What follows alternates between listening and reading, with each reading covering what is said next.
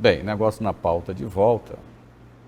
Vamos fazer um lembrete aqui para você que a Equatorial Maranhão traz um alerta sobre golpes que tentam atrair clientes com oferta de descontos. Fique atento na hora do pagamento da sua conta de energia. Utilize sempre os meios oficiais que a empresa disponibiliza. QR Code do Pix, que está na própria conta. O site oficial da Equatorial, maquinetas de cartão disponível nas agências de atendimento ou com os agentes de negociação e ainda equipe de campo devidamente caracterizada do pessoal. Os colaboradores da Equatorial jamais recebem dinheiro em espécie ou por meio de chave Pix. O único jeito de pagar com o Pix é pelo QR Code disponível na própria conta de energia ou no QR Code gerado nas maquininhas de cartão que as equipes da Equatorial utilizam. Atenção também para sites falsos que utilizam indevidamente a marca da empresa. Sempre digite diretamente no seu navegador o endereço www.equatorialenergia.com.br. É importante prestar bastante atenção para a grafia correta do nome do site, pois qualquer letra diferente pode levar a outro endereço.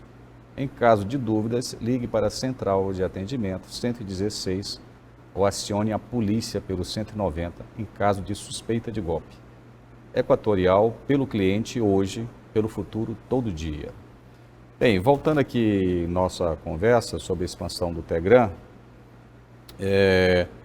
eu estava chamando no bloco anterior aqui o Luiz Armando. Luiz Armando, a gente vê nós ali, tanto na universidade quanto no Conselho Maranhão Esporte, sempre aquela preocupação, aquela agonia que não dá de ver a produção brasileira crescendo horrores, né? Na década de 90 era 50 milhões, no início dos anos 2000 era 100, nós já estamos chegando a 323, bateu esse ano. E parece que aquelas projeções, tanto da USDA quanto da própria FAO, que nós vamos chegar a 500 milhões, não é mais impossível. Exatamente. Né? Bem, e aí a gente fica sempre aquela preocupação, que problemas graves nós podemos ter com esse crescimento colossal, né, do agronegócio brasileiro e a logística correndo atrás aí, vamos, o que você acha de tudo isso? Mas parece que está acontecendo, né, Luiz Armando? Esse anúncio aqui foi algo espetacular. Eu vejo com alegria e ao mesmo tempo com alguma preocupação o fato de que nós devemos tomar cada vez mais, governo e empresas, cuidado com realmente o aumento do uso do modal ferroviário. Nós sabemos que ferrovia não se constrói de um dia para o outro. Não é? Eu vejo, segundo conversas com gente da Infra e com gente do Ministério de Transportes, que avançam e pretendem avançar muito mais rapidamente os trabalhos na FICO, Ferrovia de Integração Centro-Oeste, e Ferrovia Oeste-Leste. Mas ainda restam algumas restrições. Eu acho que a FICO agora, com essa seca na região norte, surgiu um alerta aí, né? Não pense só em hidrovias, que tem horas que não vai poder usar, né?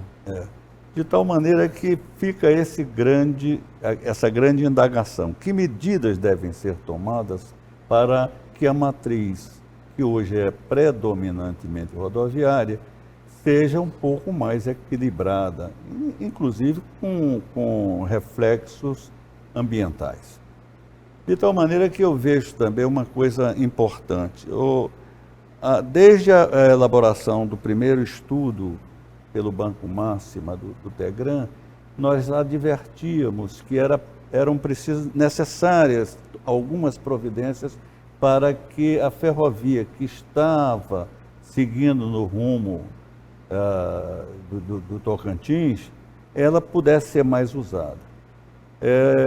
As últimas notícias que eu tenho do transporte ferroviário é que ele continua basicamente estático nos 35% de uso em direção ao Tegram. Não sei se isso é verdade atualmente, mas que um pouco menos, talvez, de 70% chegam ao porto do Itaqui, ao Tegram, via rodoviária. Incomoda-me isso, porque eu sei que com esse crescimento, as capacidades das nossas rodovias, notadamente as federais no Maranhão, e o CNT sabe melhor do que eu sobre a situação dessas rodovias, isso pode ser um gargalo futuro. Nós então precisamos tomar cuidado com o futuro, não é? Então eu vejo que o Tegran está tomando cuidado com o futuro. O Moegão, os shiploaders, enfim, toda a estrutura. Eu sei que um dia essa ferrovia interna do Porto do Itaqui vai ter um desenho adequado e que permita a operação portuária ser mais eficiente. Tomara que eles resolvam todos os seus engates no ano da graça de 2024. É essa a minha expectativa. E que é uma expectativa absolutamente firme e realista. Eu acho que é possível fazer isso. Tem uma coisa que eu acho que é muito relevante, que com esses dados atuais do Tegran, ele já pega 97% da produção de grãos do Mapito, né? Que é o Matopiba sem a Bahia. Isso, exatamente. Mas o Matopiba, como um todo, a projeção da Embrapa é que ele chegue a 50 milhões de toneladas. A Bahia tem dificuldade nesse escoamento, né? Não tem portos muito adequados para isso. Está distribuindo ali entre Ilhéus, Salvador, Exato. Espírito Santo, né? Acho que um custo que não deve ser baixo. E aí, com essa previsão de 23 milhões de toneladas aqui para o Tegran, a gente já fica imaginando a fase 4, né? Porque onde é que vai parar tudo isso? Aqui na região a gente teria o Porto de Itaqui e Barcarena, se for feito alguma coisa, não sei se há alguma projeção aí para a Parnaíba, Luiz Raimundo. Mas como é que estão os estudos de longo prazo aí? Se você pode adiantar alguma coisa, Randall? Bom, para nós, assim, o potencial que a fase 3 traz, ele vai dar um fôlego, né? Então... Só uma duvidazinha. Com 23 milhões, o Tegran passa a ser o maior ponto de escoamento isolado de grãos no Brasil? Sim. Passa, né? Sim, passa a ser o maior. Porque eu vi que em termos de berço já tá os dois maiores, né? Quando a gente olha para uma fotografia de 2022, na produção nacional de soja e milho, o Tegran já representa 11%. Na soja e 10% no milho. Os berços do Tegran, que hoje operamos em 2 berços no Porto, de forma simultânea, estão entre os top 5 de 2022, em primeiro e segundo lugar, como os berços que mais escoaram soja no ano de 2022. Esse ano a gente continua também ainda nos top 5. E a gente tem um incremento, né? Quando a gente fala dos 20 milhões, esse ano, na verdade, o Porto do Itaqui como um todo já chega em 2023 nos 20 milhões. A gente tem 15 milhões no Tegran, você tem mais 5 milhões no TPSL. Da Vale. Na VLI ali, né? Que embarca pelo berço 105. Então, o Porto do Itaqui hoje já é um porto, pode-se dizer, de 20 milhões de toneladas de grãos. Né? E acompanho o que foi colocado no sentido de planejamento futuro. Né? Eu acho que a fase 3 prevê isso. É fato que o modal rodoviário, não só na nossa região, mas no Brasil como um todo, um país de extensão continental, o Brasil é um país rodoviário. Né? Ainda é um país rodoviário. Mas eu acredito que no primeiro ano do Tegran,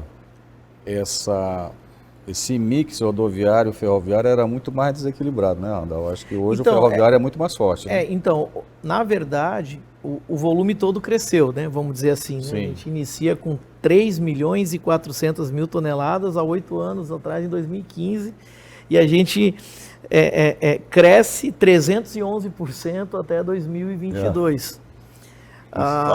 Até os anos, há 2 anos atrás, eu diria que nós conseguimos chegar próximo. O modal rodoviário, ele sempre foi sensivelmente maior. Então, chegava ali 52% rodoviário, 48% ferroviário. 2021 e 2022, 22 o rodoviário já começa a se distanciar.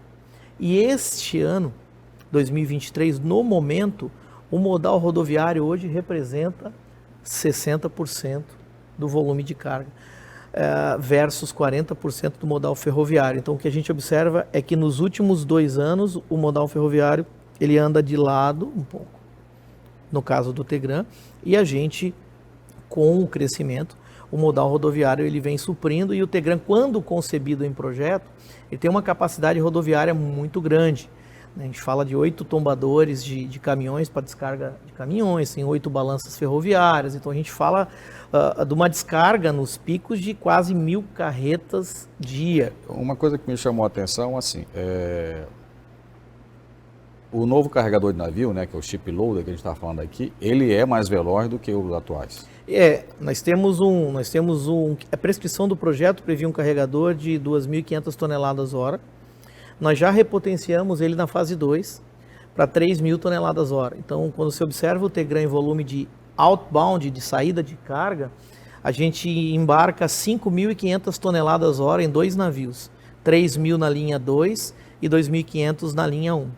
A gente quer replicar o modelo de 3.000 toneladas hora para a linha 3, que seria na fase 3. Então, carregando 3 navios simultaneamente a uma taxa aí de 8.500 toneladas por hora, né? O que permite, hoje nós já conseguimos carregar em volume nos 2 navios, um Panamax por dia.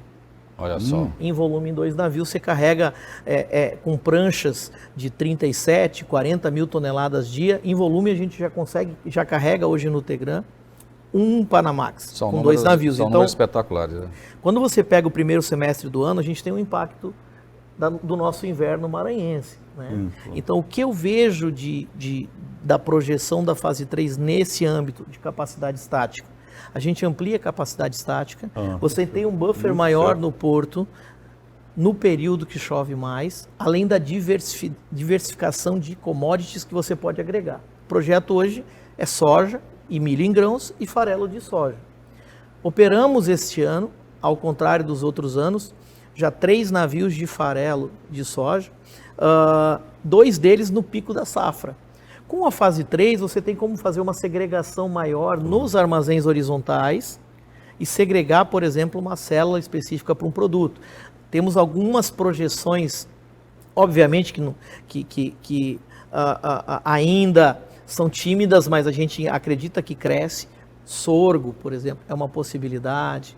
Então, a fase 3, ela amplia também esse leque. Então, você tem uma capacidade estática que eu diria que seria a maior capacidade estática do Brasil, sem dúvida nenhuma, com 856 mil toneladas.